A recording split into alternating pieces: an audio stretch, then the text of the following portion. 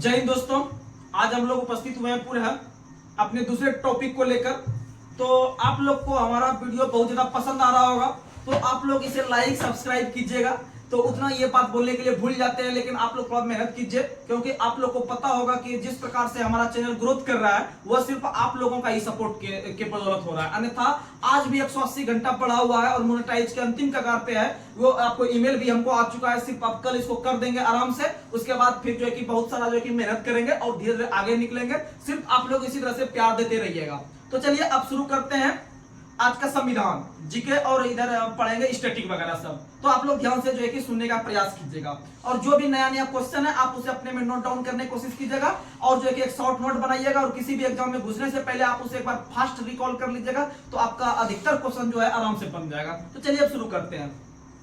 तो आप लोग बताइएगा, हमारे संविधान में राष्ट्र का उल्लेख किस नामों से किया गया है? भारत और इंडिया। किस नाम से? भारत और इंडिया। यानी कि हमारा संविधान जो है सिर्फ भारत का दो नाम को दर्शाता है। कितना नाम? दो। यानी India that is Bharat, India that is Bharat, यानी एक इंडिया एक भारत, एक इंडिया एक भारत। तो आप किसी से भी बोलिएगा, देखिए हिंदुस्तान, अब भारत को नाम मत पुकारिए, अब भारत का नाम हिंदुस्तान नहीं है। आप लोग अभी पॉलिटिकल पार्टी के द्वारा भी देखे होंगे कि भारत का नाम जो है भारत और इंडिया जो कि बोल रहा था, और हिंदुस्तान शब्द का कहीं भी प्रयोग में नहीं कीजिए। यानी कि इंडिया का जो संवैधानिक नाम है, जो संविधान में चर्चा है, आप उसी का प्रयोग कीजिए।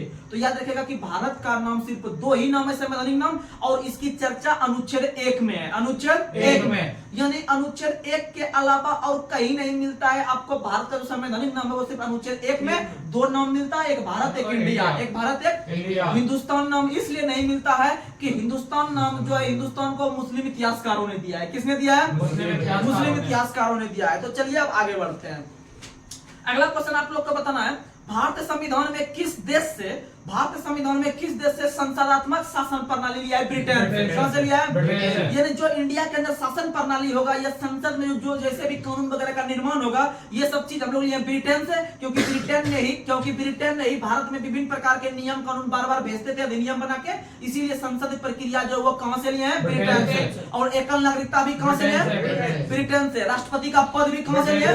और ब्रिटेन से एक और चीज और लिए हैं कि जो भी व्यक्ति वयस्क मताधिकार के आधार पर या अधिकतम मताधिकार के आधार पर विजित होता है, उसी को जो है कि विजेता घोषित किया जाता है। यानी अगर मान लीजिए एक चुनाव में 5 आदमी खड़ा हुआ, इसमें जो सबसे अधिक वोट मान लीजिए इनको प्राप्त हुआ, तो जो सर्वसम्मति से जो चुना जाएगा यही नाम का व्यक्ति, अर्थात अधिकतम बहुमत प्राप्त व्यक्ति ही विजेता घोषित होता है। या कहां से लिए प्रावधान? ब्रिटेन से। एकल नागरिकता भी, राष्ट्रपति का पद भी, संसदीय शासन प्रणाली भी ब्रिटेन से। संविधान निर्माण प्रक्रिया कानून निर्माण प्रक्रिया ब्रिटेन, कानून निर्माण प्रक्रिया ब्रिटेन। अगला क्वेश्चन आप लोग को बताना है,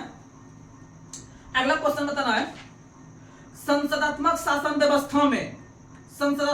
व्यवस्था में कार्य विधायिका का किस पर नियंत्रण होता है? कार्यपालिका पर। किस पर होता है? समझने की कोशिश कीजिएगा। थोड़ा आपको जो क्वेश्चन कह रहा है इसका हम सबसे निचोड़ आपको हम बता देते हैं, ये कहना क्या चाह रहा है आप समझने की कोशिश कीजिएगा। हमारे देश में जो शासन प्रशासन होता है वह 3 ढंग से संभाला जाता है। कितने ढंग से? 3। एक होता है कार्यपालिका, एक होता है विधायिका, एक होता है न्यायपालिका। तीनों का समझिएगा मोटा मोटी। यानी एक जो आपका सबसे पहले हम समझते हैं विधायिका को। विधायिका के अंतर्गत लोकसभा राज्यसभा आते हैं, और लोकसभा और राज्यसभा अर्थात संसद आते हैं। ये जो है कि भारत के अंदर क्या कानून होगा नहीं होगा इसका निर्माण करते हैं। इसका क्या करते हैं? निर्माण। और संविधान का कानून का निर्माण करके जब विधायिका इसे भेजता है कार्यपालिका के पास। किसके पास? कार्यपालिका। और कार्यपालिका उस बने कानून को, जो विधायिका ने कानून बनाया है, उसका पालन करवाता है। उसका क्या करवाता है? पालन। और आपका जो कार्यपालिका के अंतर्गत में आता है उसमें राष्ट्रपति आते हैं, प्रधानमंत्री आते हैं, लोकसभा अध्यक्ष आते हैं, न्यायवादी आते हैं। ये सारा किसमें आते हैं? कार्यपालिका में। ये क्वेश्चन रहता है कि निम्न में से राष्ट्रपति किसका हिस्सा है? कार्यपालिका का। प्रधानमंत्री किसका हिस्सा है? कार्यपालिका का। न्यायवादी भी किसका है? कार्यपालिका का। उसके बाद ये जो आपका बढ़िया से काम कर रहा है कि नहीं कर रहा है, इसका नियम कानून बढ़िया से पालन करवा रहा है कि नहीं करवा रहा है कार्यपालिका, इसकी जांच करने के लिए आता है न्यायपालिका। कौन आती है? और न्यायपालिका में दो चीज आता है। न्यायपालिका में 2 चीज आता है, एक सुप्रीम कोर्ट, एक सीएजी। तो याद रखिएगा सुप्रीम कोर्ट और सीएजी जो होता है वह आपका न्यायपालिका का हिस्सा है, क्योंकि सीएजी भी विभिन्न प्रकार के समय जो आपका खर्च होते हैं विभिन्न प्रकार के पद वाले, जैसे कि किसी संसद सदस्य का जांच करना रहे, आपका विधायक का जांच करना रहे, तो सीएजी आगे आते हैं। कौन आते हैं? सीएजी। और सुप्रीम कोर्ट तो न्याय देने का काम करता ही है। तो ये 3 आधार पे जो है कि हमारा जो है कि कानून बनता है और पालन होता है और उसका जांच होता है, समझने की कोशिश कीजिएगा। और वर्तमान में सीएजी कौन है? गिरीश चंद्र मुर्मू। गिरीश चंद्र और गिरीश चंद्र मुर्मू सीएजी के पद पर बैठने से पहले वो जम्मू कश्मीर के पहले उपराज्यपाल और पहले उपराज्यपाल बने थे जम्मू कश्मीर के गिरीश चंद्र मुर्मू। और वहां से जब यह बन गए आपके सीएजी, तो उसके जगह को भरने के लिए आपका जो आगे आए हैं वो मनोज सिन्हा। कौन आया? मनोज सिन्हा। यानी जम्मू कश्मीर के वर्तमान में उपराज्यपाल मनोज सिन्हा। कौन है? मनोज सिन्हा। वहीं लद्दाख के वर्तमान में उपराज्यपाल है बीडी मिश्रा। कौन है? बीडी मिश्रा। बीडी मिश्रा। और बीडी मिश्रा से जो है वो दूसरे नंबर के है। इससे पहले भी लद्दाख को जो बने थे वो 2019 में स्थापना के समय हुआ बने थे आर.के. माथुर। कौन बने थे? आर.के. माथुर। और दोनों केंद्र शासित प्रदेश जो एक दूसरे से विभाजन हुए हैं, जम्मू कश्मीर विभाजन हुए हैं, वह हुआ है 31 अक्टूबर 2019। 31 अक्टूबर 2019 याद रखिएगा। अगला क्वेश्चन आप लोग को बताना है, भारत की संसद शासन प्रणाली एवं ब्रिटेन की संसद प्रणाली के मध्य अंतर कौन सा बिंदु सबसे प्रमुख है? यह क्वेश्चन यह कह रहा है, हम आपको समझाते हैं अपनी सरल भाषा में। देखिएगा, जैसे ये क्वेश्चन कह रहा है कि भारत का जो संविधान है और ब्रिटेन का जो संविधान है, इसमें सबसे मुख्य अंतर क्या है? तो इन्हें बोल दिया कि उसका संविधान अलिखित है, मेरा संविधान लिखित है। ये नहीं हुआ कोई बात, ये तो यह एक जनरल बात। लेकिन अगर आप थोड़ा सा इस पर गौर कीजिएगा तो ब्रिटेन का जो संसद है, ब्रिटेन का जो संविधान है और भारत का संविधान, जो इसमें सबसे मुख्य अंतर यह है कि भारत के संविधान में न्यायिक पुनर्विलोकन का अधिकार है। भारत के संविधान को न्यायिक पुनर्विलोकन का अधिकार है, वहीं ब्रिटेन के संविधान को न्यायिक पुनर्विलोकन का अधिकार नहीं है। अब यहाँ पर बात आता है कि न्यायिक पुनर्विलोकन आखिर है क्या? तो समझिएगा, आपको अभी जो हम समझाए थे कार्यपालिका, विधायिका, न्यायपालिका, आपको पता था कि कार्यपालिका अच्छा से कानून बनाया है कि नहीं बनाया है, कार्यपालिका अच्छा से उसका पालन करवा रहे नहीं करवा रहा है, इन दोनों की जांच करने के लिए आता है न्यायपालिका। कौन आती है? यानी उसका पुनर्विलोकन करने के लिए, यानी उस पर देखने सुनने के लिए सही ढंग से बनाया कि नहीं बना है, तो वो सुप्रीम कोर्ट का अधिकार है कि नहीं? तो इसका मतलब इसी को कहते हैं न्यायिक पुनर्विलोकन। क्या कहते हैं? यानी कि बढ़िया से न्याय मिल रहा है कि नहीं मिल रहा है उस पर विलोकन करने, क्या करने? यानी उसकी जांच पड़ताल करने। तो याद रखिएगा, ब्रिटेन में ऐसा कोई भी चीज वहां के संविधान में नहीं है। अब बताइए, ये एक प्रकार का सबसे मेन चीज है कि नहीं? बताइए, यहाँ पर कौन कानून बनाएगा नहीं बनाएगा, उसको कोई जांच करने वाला नहीं रहेगा। तो बताइए, यहाँ पर मोदी उसको जो है ना राष्ट्रतंत्र बना देगा, जैसे भी बना ही रहा है, तो समझिएगा राष्ट्रतंत्र बना देगा। तो ये सब चीज जो है कि आप समझने की कोशिश कीजिएगा, जो कि ब्रिटेन के देश में कहीं भी इस प्रकार का चीज नहीं है। और इसलिए याद रखिएगा कि भारत के संविधान में जो न्यायिक पुनर्विलोकन लिया है वो हम लोग अमेरिका से लिए हैं। कहां से लिए हैं? अगर यहां से 2 क्वेश्चन और बना देगा कि अब ये देखिएगा, भारत और ब्रिटेन के बीच मुख्य अंतर हमको दिखा, अब इसी क्वेश्चन को बना देगा कि अमेरिका और ब्रिटेन में मुख्य अंतर, तो मुख्य अंतर यही है, मुख्य अंतर यही है कि भाई अमेरिका में न्यायिक पुनर्विलोकन है तभी ना हमको दिया हो, अब ब्रिटेन में नहीं है, तो वो दोनों में अंतर यही हो जाएगा। जो भारत और ब्रिटेन के बीच है वही दोनों अंतर हो जाएगा अमेरिका और ब्रिटेन में। तो याद रखने की कोशिश कीजिएगा। और न्यायिक पुनर्विलोकन का अधिकार जो सुप्रीम कोर्ट को है वो अनुच्छेद 137 के तहत, किसके तहत? यानी 137 अनुच्छेद कहता है कि सुप्रीम कोर्ट को न्यायिक पुनर्विलोकन का अधिकार है। और कैसे अधिकार है आप लोग को देख लिए होंगे, समझ में आ गया? और यह चीज याद रखेगा, एक अनुच्छेद है अनुच्छेद 143, ये भी क्वेश्चन एग्जाम में बार बार आता है। 137 और 143 बहुत कंफ्यूजन चीज है। 137 है न्यायिक पुनर्विलोकन और 143 है कि राष्ट्रपति अपने प्रारंभिक क्षेत्राधिकार के अंतर्गत जो भी चीज आते हैं उससे संबंधित सलाह मांग सकता है सुप्रीम कोर्ट से। किससे मांग सकता है? यानी राष्ट्रपति को अपने काम काज करने में अगर कोई प्रॉब्लम आता है तो वह सलाह मांग सकता है किससे? सुप्रीम कोर्ट से। और सुप्रीम कोर्ट देने के लिए बाध्य नहीं है, सुप्रीम कोर्ट देने के लिए बाध्य नहीं है। अगर उसे लगे तो सही है दे दिया, नहीं भी लगे तो चुपचाप भी रहेगा, उसमें राष्ट्रपति को कोई एक्शन लेने का जो है कि जरूरत नहीं है। तो याद रखिएगा कि राष्ट्रपति किसी विशेष चीज पर यह अपने प्रारंभिक क्षेत्र, राष्ट्रपति का हम जब बढ़िया से पढ़ेंगे तो राष्ट्रपति का बहुत प्रकार का क्षेत्र होता है, उसमें से एक क्षेत्र होता है प्रारंभिक क्षेत्राधिकार। तो राष्ट्रपति का प्रारंभिक क्षेत्राधिकार जो होता है उसी से संबंधित वो उससे ज्ञान ले सकता है, सुप्रीम कोर्ट से बात मतलब किसी भी चीज पे परामर्श ले सकता है। और परामर्श देने के लिए सुप्रीम कोर्ट बाध्य नहीं है, चाहे तो वो दे सकता है चाहे तो नहीं दे सकता है। तो ये 143 बहुत इंपॉर्टेंट है, याद रखिएगा 143 कि राष्ट्रपति परामर्श मांग सकता है सुप्रीम कोर्ट से, राष्ट्रपति से परामर्श सुप्रीम कोर्ट 143 और न्यायिक पुनर्विलोकन 137, न्यायिक पुनर्विलोकन 137। और भारत ने न्यायिक पुनर्विलोकन कहां से? अमेरिका से। कहां से? क्या ब्रिटेन में ये चीज है? नहीं है, ब्रिटेन में ये चीज है नहीं है। अगला क्वेश्चन आप लोग को बताना है, अगला क्वेश्चन आप लोग को बताना है, नीति निर्देशक तत्व तथा मौलिक अधिकार को किस व्यक्ति ने संविधान की आत्मा कहा है? तो याद रखिए Granville Austin, Granville Austin, Granville Austin.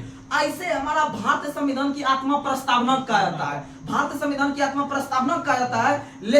लेकिन अगर पूछे कि डीपीएसपी और मौलिक अधिकार को आत्मा किसने कहा है? ग्रेनविल ऑस्टिन ने। किसने कहा है? Granville Austin. और भारतीय संविधान में डीपीएसपी 36 से 51 तक है, 36 से 51 तक। और यह अनुसूची किसमें है? 4 में। किसमें है? 4 में। और भारत ने आयरलैंड से लिया है। किससे लिया है? और आयरलैंड ने स्पेन से, आयरलैंड ने स्पेन से, आयरलैंड ने। एक क्वेश्चन आया था एग्जाम में, आप लोग को बता दे, क्वेश्चन यही था कि भारत ने जो डीपीएसपी लिया है वह किस देश से? तो ऑप्शन में आयरलैंड सिर्फ नहीं था, ऐसे करके दिया था पहले ऑप्शन में, आयरलैंड और स्पेन, आयरलैंड और स्पेन। कहीं ना कहीं दोनों देश से हमें वहां से उजागर हुआ है आपका बात, तभी ना मुझे लिए है, यानी कि वो दोनों देश था, ऑप्शन मारना है, यानी Ireland and America, Ireland and Spain. तो हम लोग मारेंगे Ireland and Spain, Ireland and Spain. और डीपीएसपी को जो आपका आत्मा का है, डीपीएसपी को जो आत्मा का है वो ग्रेनविल ऑस्टिन है। किसने कहा है? और मौलिक अधिकार अमेरिका से लिया है, मौलिक अधिकार भाग 3 में, भाग 3 में कहां से कहां तक? 12 से 35, 12 से 35 के बीच में एक अनुच्छेद है, अनुच्छेद 32। अनुच्छेद 32 में संवैधानिक उपचार का अधिकार है, और इसे डॉक्टर भीमराव अंबेडकर ने संविधान की आत्मा कहा है, संविधान की आत्मा। समझ में आ गया?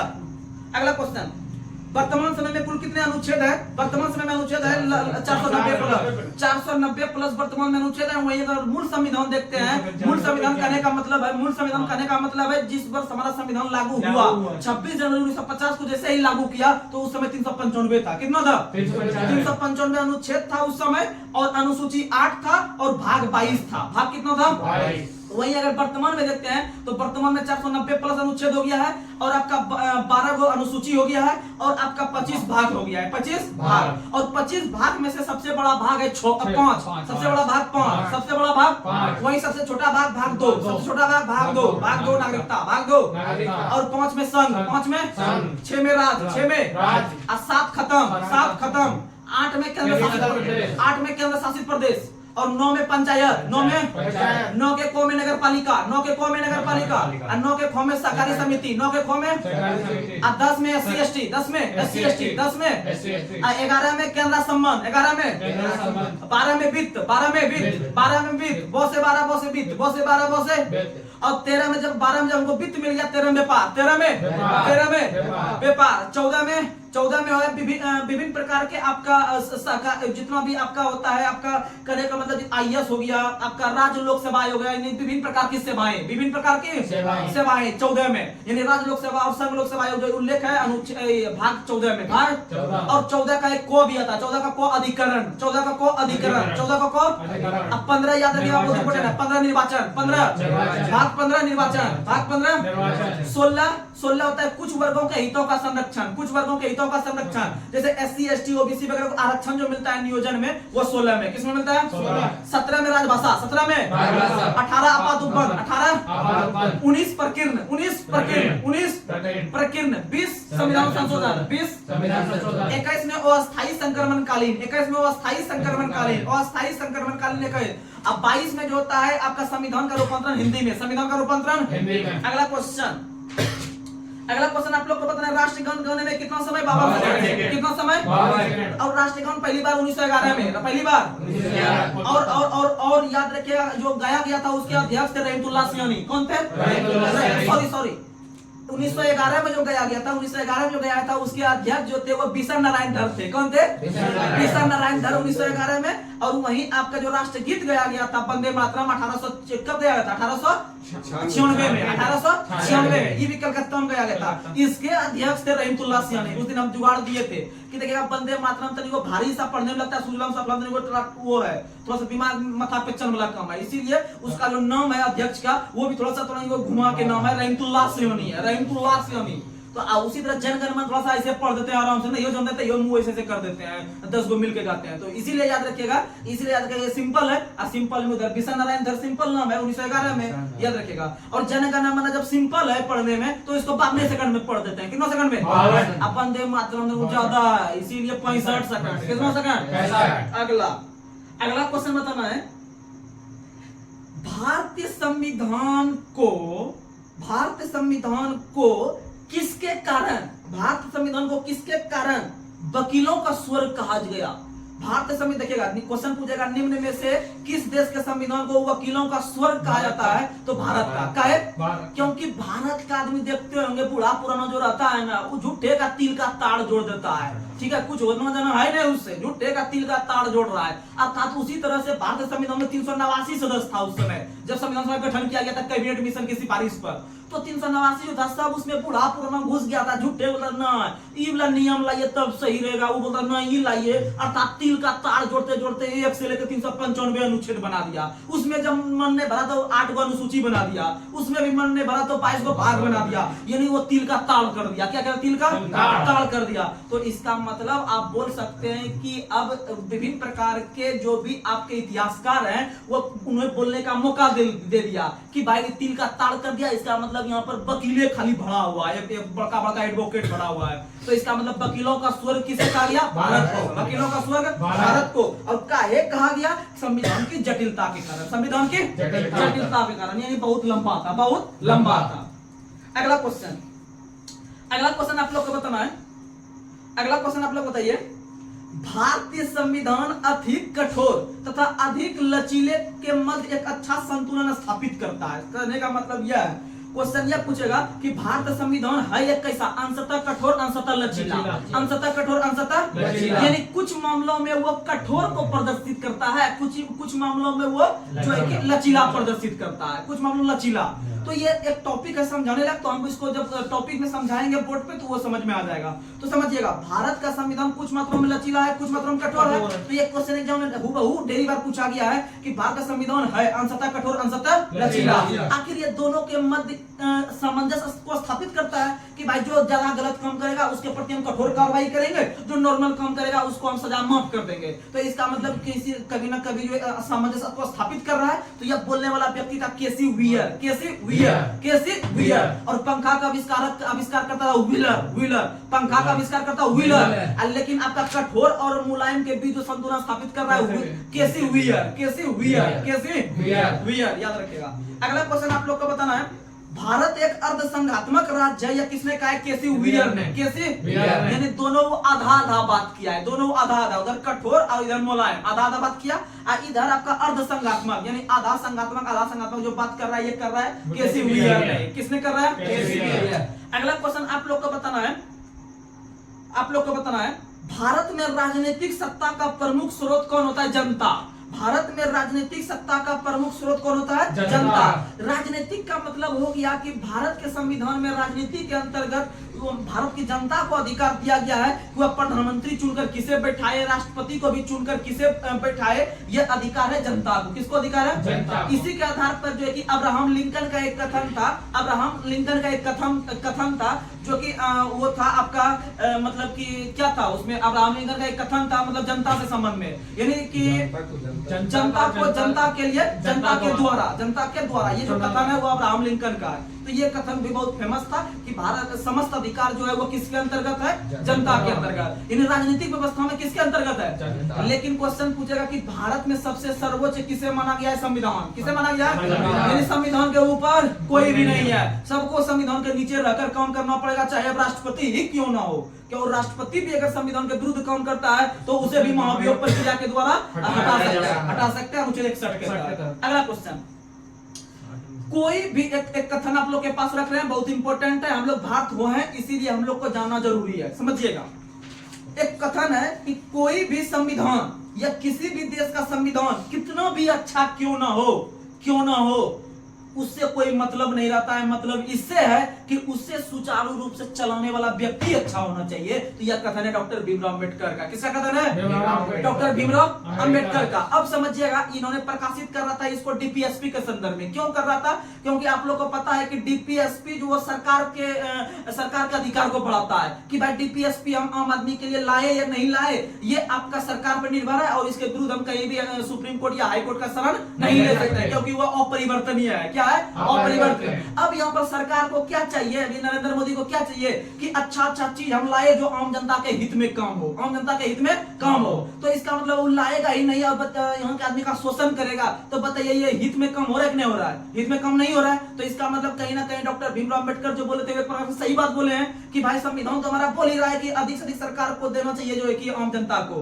ठीक है। तो यहाँ पर नहीं देगा तो इसका मतलब उसको सुचारू रूप से चलाने वाला व्यक्ति है वो कहीं ना कहीं उसमें कमी है, कहीं ना कहीं उसमें कमी है। तो ये जो कथन है वो संविधान बुरा नहीं है किसी देश का, उसे चलाने वाला आदमी बुरा है। यह कथन जो है वो किसका? डॉक्टर भीमराव अम्बेडकर का, डॉक्टर भीमराव अम्बेडकर का। और भारत के पहले कानून मंत्री भी कौन थे? भीमराव अम्बेडकर। कौन थे? यानी कि एक और पुस्तक इन्होंने लिखा था अछूत कौन और कैसे, अछूत कौन और कैसे, पुस्तक के लेखक भी अम्बेडकर है, पुस्तक के लेखक भी। और अम्बेडकर का पहली बार निर्वाचन जो हुआ था कहां से हुआ था? बंगाल प्रेसिडेंट से। कहां से हुआ था? और दूसरी बार मुंबई, दूसरी बार किस व्यक्ति के स्थान पर? एस जेकर के स्थान पर हुआ था, उसका दूसरी बार निर्वाचन, याद रखिएगा। अगला क्वेश्चन आप लोग का बताना है कि भारत का राष्ट्रीय पशु कौन है? बाघ। भारत का राष्ट्रीय पशु बाघ। और बाघ का जो वैज्ञानिक नाम है पैंथेरा टाइग्रिस। बाघ का वैज्ञानिक नाम पैंथेरा टाइग्रिस। अच्छा आप लोग को बताना है कि भारत का राष्ट्रीय फूल क्या है? कमल। भारत का राष्ट्रीय फूल कमल। और कमल का वैज्ञानिक नाम है नेलम्बो न्यूसिफेरा गार्टन। नेलम्बो न्यूसिफेरा गार्टन, नेलम्बो न्यूसिफेरा गार्टन हो गया कमल का। और बाघ का हो गया पैंथेरा टाइग्रिस। अगर पूछे आपसे इसका शेर का है पैंथेरा लियो। तो देखिएगा टाइगर यानी पैंथेरा टाइग्रिस, लायन यानी पैंथेरा लियो, पैंथेरा लियो, याद रखिएगा। अगला क्वेश्चन आपको बताना है कि भारत का राष्ट्रीय पक्षी कौन सा है? मोर। भारत का राष्ट्रीय पक्षी मोर है जिसे 1963 में घोषित किया गया। 1963 में मोर को नेशनल बर्ड के रूप में घोषित किया गया। और याद रखिएगा मोर का भी वैज्ञानिक नाम एग्जाम में पूछता है पावो क्रिस्टेसस, पावो क्रिस्टेसस, पावो क्रिस्टेसस। अच्छा भारत का राष्ट्रीय वृक्ष बरगद। भारत का राष्ट्रीय वृक्ष बरगद। और बरगद का वैज्ञानिक नाम है फाइकस बेंडालेसिस, फाइकस बेंडालेसिस, फाइकस बेंडालेसिस, फाइकस बेंडालेसिस हो गया बरगद का। और याद रखिएगा अगला क्वेश्चन कि भारत का राष्ट्र ध्वज क्या है? तिरंगा। भारत का राष्ट्र ध्वज तिरंगा में कितना चक्र? एक चक्र। फंसाइएगा तिरंगा में कितना चक्र? लेकिन तिल्ली कितना? 24। तिल्ली कितना? 24। तिल्ली कोई कभी कभी स्पोक बोल देता है। क्या बोलता है? जैसे साइकिल में स्पोक होता है ना, तो उसी तरह से ये स्पोक है किसमें? चक्र में। तो चक्र में 24 स्पोक है और एक चक्र है, एक चक्र है, याद रखिएगा। अनुपात जो होता है आपका इसका तिरंगा का वो लंबाई और चौड़ाई का जो अनुपात होता है वो होता है आपका 3:2। जैसे ये देखिएगा ये झंडा जो होता है ये आयत की तरह होता है। आयत में जो है कि हमेशा लंबाई अधिक होता है, या झंडा में भी लंबाई अधिक होता है। तो लंबाई का मान अधिक लेंगे 3 और चौड़ाई लेंगे 2, चौड़ाई लेंगे 2 यानी 3:2 के रेशियो में। यानी कभी भी बोला जाता है लंबाई पहले बोला जाता है, लेकिन एग्जाम में कभी पूछ देगा कि चौड़ाई और लंबाई का अनुपात 2:3 ध्यान से मारना है, ठीक है। हमेशा लंबाई को अधिक रखना है। लेकिन याद रखिएगा कि झंडा जो है राष्ट्रीय ध्वज तिरंगा इसका लंबाई और चौड़ाई का रेशियो 3:2 है। लेकिन ये 3:2 ही होना चाहिए। बताने वाला पहला व्यक्ति था जवाहरलाल नेहरू। कौन था? जवाहरलाल नेहरू। और भारतीय क्रांति की मां किसे कहा जाता है? भारतीय क्रांति की मां मैडम भिखाजी कामा। भारतीय क्रांति की मां मैडम भिखाजी कामा। भारतीय क्रांति की मां किसे कहा जाता है? मैडम भिखाजी कामा। क्योंकि मैडम भिखाजी कामा ने ही पहली बार आपका जर्मनी के स्टुटगार्ट शहर में भारत का राष्ट्र ध्वज तिरंगा को फहराया था। भारत तिरंगा को फहराया था। और राष्ट्र ध्वज को बनाने वाला व्यक्ति था पिंगली वेंकैया। पिंगली वेंकैया को क्रांति नहीं कहा जाता है, मैडम भिखाजी कहा जाता है भारत क्रांति की मां। वो तो सही है, भारतीय क्रांति सही है। भारत क्रांति में मैडम भिखाजी कामा सही है ना? पिंगली वेंकैया भी सही है। हाँ भारतीय क्रांति इसको रखना है, करना नहीं। भारतीय क्रांति की मां किसे कहता है? मैडम भिखाजी कामा को। मैडम भिखाजी कामा क्योंकि उन्होंने 1907 में पहली बार जर्मनी के स्टुटगार्ट शहर में भारतीय झंडा फहराया था। और याद रखिएगा कि वहां से चुराकर जो भारत लाया था राष्ट्रीय झंडा को, यह भी क्वेश्चन पूछा गया है एग्जाम में कि भारत का ध्वज तिरंगा फहराया गया था जर्मनी में, उसको भारत लाने वाले व्यक्ति कौन था? इदुलजी। कौन था? इदुलजी नाम के व्यक्ति ने लाया था, याद रखिएगा। और इसको बनाने का जो रिकॉर्ड है वो किसके नाम है? पिंगली वेंकैया नायडू के नाम, पिंगली वेंकैया नायडू के नाम। अगला क्वेश्चन, हाँ, और 7 दिसंबर को झंडा दिवस, 7 दिसंबर को झंडा दिवस। अगला क्वेश्चन आप लोग को बताना है भारतीय संविधान के अंतर्गत समवर्ती सूची कहां से लिया? ऑस्ट्रेलिया से। समवर्ती सूची कहां से लिया? ऑस्ट्रेलिया। समवर्ती सूची कहां से लिया? अच्छा, शिक्षा की सूची का विषय समवर्ती, शिक्षा की सूची का। और ये जितने भी सूची है वो 3 सूची है। कितना सूची है? और ये 3 सूची का उल्लेख भारतीय संविधान के 7वीं अनुसूची में। किसमें है? यानी भारतीय संविधान के 7वीं अनुसूची में 3 प्रकार की सूची है, संघ सूची, राज्य सूची, समवर्ती सूची। और संघ सूची में जो वर्तमान में विषय है वह 100 विषय है, और राज्य सूची में जो वर्तमान में विषय है वह आपका 61 विषय है, और जो समवर्ती सूची में विषय है वह 52 विषय है। कितना विषय है? 52 विषय है। और याद रखिएगा एक संविधान संशोधन था 42 संविधान संशोधन 1976 को जो हुआ था इंदिरा गांधी के समय वह जो हुआ था आपका उसी के समय जो है कि आपका राज्य सूची से 5 विषय हटाकर समवर्ती में डाला था। किसमें डाला था?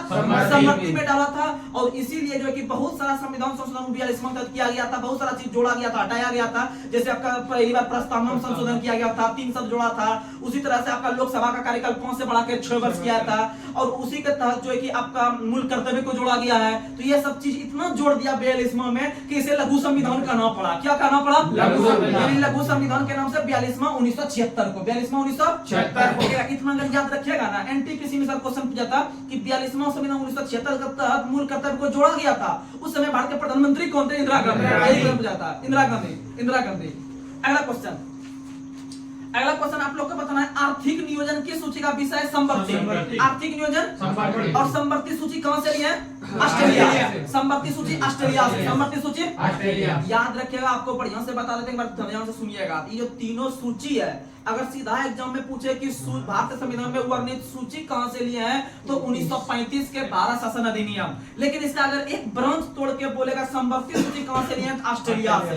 कहां से लिए हैं? ऑस्ट्रेलिया से। वहीं अगर आपसे पूछे उसी तरह से एक और क्वेश्चन आता है आपातकाल के बारे में कि भाई आपातकाल कहां से लिए हैं? तो आपातकाल 1935 अधिनियम से लिए हैं। आपातकाल 1935 अधिनियम के तहत लिए हैं। लेकिन अगर क्वेश्चन पूछेगा कि आपका वित्त आपातकाल कहां से लिए हैं? तो अमेरिका से। वित्त आपातकाल कहां से लिए हैं? लेकिन जर्मनी के बारे में क्या झोल होता है उसको भी आप लोग के पास हम बता रहे हैं। तो याद रखिएगा कि जब भारत में आपका आपातकाल लगता है, तो आपातकाल का प्रभाव हमारे मौलिक अधिकार पर पड़ता है। किस पर पड़ता है?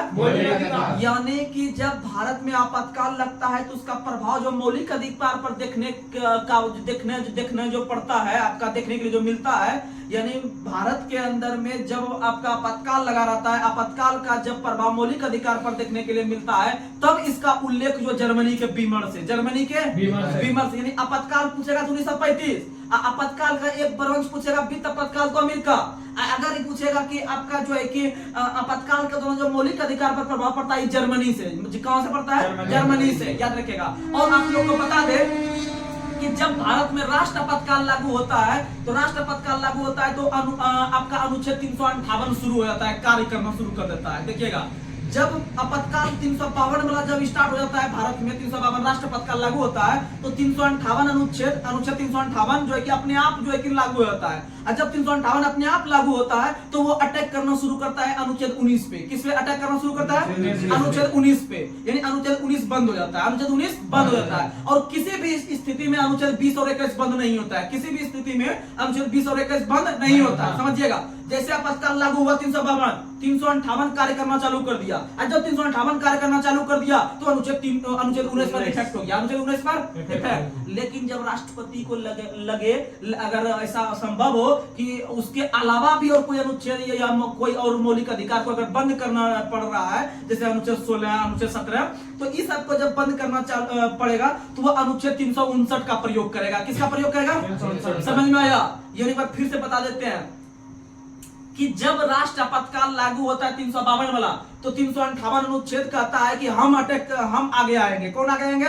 358 आगे आएंगे, हम आगे आएंगे। और जब 358 अपने आप लागू हो गया, आपातकाल जैसे इधर हुआ लागू, 358 लागू हुआ। और जब 358 लागू हुआ तो ये बंद कर देगा 19 को। किसको बंद कर देगा? 19 को। अर्थात मौलिक अधिकार में प्रभाव पड़ रहा है। तो ये वाला चीज उल्लेख हम लिए जर्मनी से। कहां से लिए? जर्मनी से। लेकिन राष्ट्रपति को लगेगा कि ना 19 वाला खाली नहीं काम चलेगा, हमको 17 भी खत्म करना पड़ेगा, तो तब 359 का प्रयोग करेगा। किसका प्रयोग करेगा? तब वो अन्य करेगा। लेकिन किसी भी कंडीशन में 20 और 21 बंद नहीं।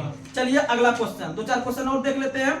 अगला क्वेश्चन आप लोग बताइएगा, शिक्षा की सूची का विषय समवर्ती। शिक्षा सभी के लिए चाहिए समवर्ती, शिक्षा सभी के लिए चाहिए समवर्ती। और शिक्षा आपका 42वां के तहत आपका राज्य सूची से आया है समवर्ती में, याद रखिएगा। शिक्षा भी आया है, वन भी आया है, आपका जो है कि वन जीव भी आया है, उसके बाद आपका न्याय प्रशासन और आपका मप बाट जो आया है, ये सब आया है, सब उसी से, याद रखिएगा। अगला क्वेश्चन और ये समाचार पत्र भी समवर्ती, समाचार पत्र भी, क्योंकि समाचार पत्र सभी लोग पढ़ता है। चलिए अगला क्वेश्चन आप लोग बताइएगा। अगला क्वेश्चन आप लोग को बताना, जापान की संसद को क्या कहता है? डायट। जापान की संसद, जापान की मुद्रा येन, जापान की मुद्रा येन, जापान की मुद्रा।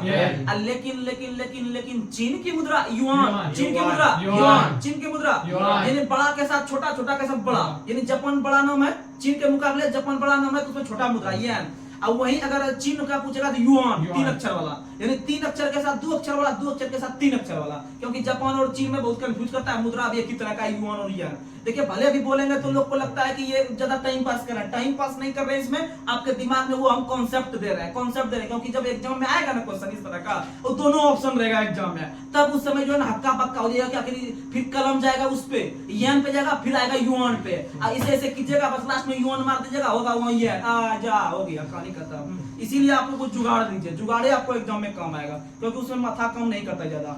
चलिए अगला क्वेश्चन, सिर्फ रेगुलर रहिए, सब होगा काम। आप लोग बताइए किस गवर्नर के द्वारा राज्य हड़प नीति शुरू किया गया था? डलहौजी। किसके द्वारा? डलहौजी। राज्य हड़प नीति को दूसरे भाषा में कहते हैं doctrine of lapse, doctrine of lapse, doctrine of lapse या फिर राज्य हड़प नीति जो कहते हैं वो डलहौजी के द्वारा 1848 में शुरू किया गया था। कब किया गया था? 1848 में, क्योंकि इनका कार्यकाल 1848 से लेकर 56 तक था। तो इसी दरम्यान में इन्होंने बहुत सारे राज्य को हड़पने का काम ऐसे किया कि मान लीजिए बहुत सारा राजा महाराजा जो शासन करते थे भारत में, जिनको बेटा, बहुत सारे राजा महाराजा को बेटा वगैरह नहीं होता था, यानी उनके संतान नहीं होता था, तो क्या करता था कि अगर मान लीजिए जिसको संतान नहीं होता तो वो दूसरे को दे देता था सब धन अपना, तो वो क्या करते थे कि उसके पास जाते थे, उसके पास जाके जो है कि उनसे जो है कि ये नियम बना दिया कि भाई जिसको संतान है वो दूसरे किसी को नहीं दे सकता, जिसको संतान नहीं है वो दूसरे को नहीं दे सकता है, उसका सीधा हड़प लिया जाएगा। क्या कर दिया जाएगा? हड़प लिया जाएगा। अर्थात राज्य हड़प नीति डलहौजी ने शुरू किया था 48 में। और याद रखेगा हड़प नीति के द्वारा उन्होंने पहला शिकार जो किया था सतारा को, किसको किया था? सतारा, महाराष्ट्र में। सतारा कहाँ है? महाराष्ट्र में। और डीजल इंजन बनाने का पहला कारखाना भी सतारा में खोला गया, डीजल इंजन बनने का पहला कारखाना भी कहाँ? सतारा में। और डीजल इंजन का खोज किया रुडोल्फ डीजल ने, डीजल इंजन का खोज किसने किया है? रुडोल्फ डीजल ने, याद रखने की कोशिश कीजिएगा। और आप लोग को बता दे कि उसी तरह से डलहौजी ने 1856 में, उसी तरह से डलहौजी ने विभिन्न सारे शहर को हड़पा। उसी में से एक शहर है आपका उत्तर प्रदेश के अंदर में अवध था, जिससे क्वेश्चन उठता है एग्जाम में, वही बता रहे हैं आपको। तो 1856 ईस्वी में अवध में 1856 ईस्वी में अवध को, उस समय अवध के नवाब थे वाजिद अली शाह, अवध के अंतिम नवाब हुए थे वाजिद अली शाह। वाजिद अली शाह को कुशासन के आधार पर, किस आधार पर? कुशासन। और कुशासन का मतलब हुआ कि उनको बोला गया कि भाई आप अच्छा शासन नहीं कर रहे हैं, आपके यहाँ की जो जनता है वो आपसे संतुष्ट नहीं है, आपको जो है कि सरकार गिरा देना चाहिए या फिर आपके हाथ से बागडोर हमें दे दीजिए। अर्थात कुशासन का आरोप लगाकर लॉर्ड डलहौजी ने 1856 ईस्वी को उसे कमान छीन लिया और कमान छीन के जो है कि उसे वहां से भगा दिया और वो भाग कर नेपाल भाग गया। कहाँ भाग गया? और उसी की पत्नी है बेगम हजरत महल, उसी की पत्नी है बेगम डलहौजी का ना है, किसका? जो जहाँ वो पहले शासन कर रहे थे वाजिद अली शाह, वाजिद अली शाह की पत्नी थी बेगम हजरत महल। और उसी का बदला लेने के लिए जब 1857 का विद्रोह 1 वर्ष के बाद शुरू होगा तो इसी कारण वो मैदान में उतरेगी और अवध से ही नेतृत्व करेगा। अवध जिसे हम लखनऊ कहते हैं, अवध जिसे लखनऊ, इसीलिए आप लोग याद करते हैं कि 1857 के विद्रोह में अवध के नवाब या फिर लखनऊ के नवाब जो थे या फिर वहां से जो भारत नायक थे बेगम हजरत महल। कौन थे? क्यों हुआ समझ में आ गया? और वह बाद में जब हारती है तो वो भी भाग के जो है कि चल जाती है नेपाल, याद रखिएगा। और कुशासन के आधार पर एक क्वेश्चन यहाँ पूछेगा कि निम्न में से किस भारतीय शहर को कुशासन के आधार पर मिलाया गया था? तो अवध। किसे मिलाया गया था? अवध को, याद रखिएगा। अगला क्वेश्चन आप लोग बताइए, विश्व जनसंख्या दिवस कब मनाते हैं? 11 जुलाई, विश्व जनसंख्या दिवस। और जनगणना का अध्ययन डेमोग्राफी, जनगणना का अध्ययन डेमोग्राफी। अगला क्वेश्चन आप लोग को बताना है नासा का फुल फॉर्म क्या होता है? नासा का फुल फॉर्म होता है नेशनल एरोनॉटिक्स एंड स्पेस देखिएगा यही बच्चा फंसता है। नेशनल एरोनॉटिक्स एंड स्पेस तक थोड़ा रहता है, लेकिन उसके बाद होता है एडमिनिस्ट्रेशन। क्या होता है? एडमिनिस्ट्रेशन। लेकिन सब लगा देता है एजेंसी, एजेंसी नहीं लगाना है। तो याद रखिएगा एडमिनिस्ट्रेशन, एडमिनिस्ट्रेशन। जैसे आप लोग आईएएस का फुल फॉर्म जानते हैं ना, आईएएस का फुल फॉर्म होता है कि इंडियन एडमिनिस्ट्रेटिव सर्विस होता है, एडमिनिस्ट्रेटिव होता है। यही उठा के वहां एडमिनिस्ट्रेशन कर देना है। क्या कर देना है?